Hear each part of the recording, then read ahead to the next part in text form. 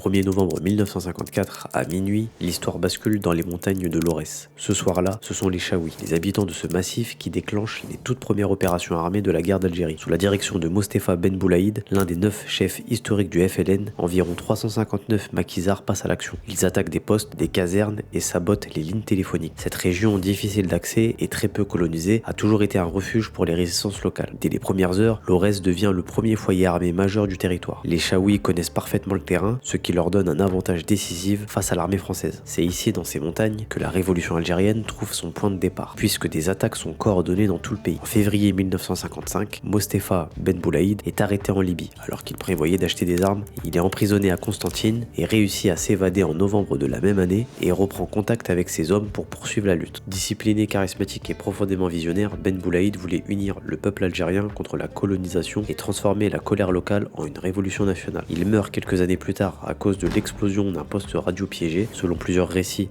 par l'armée française. Son secrétaire Abdelhamid Lamrani, aussi présent, meurt sur le coup. Mostefa Ben Boulaïd laisse l'image d'un leader respecté et déterminé, symbole de la lutte pour l'indépendance.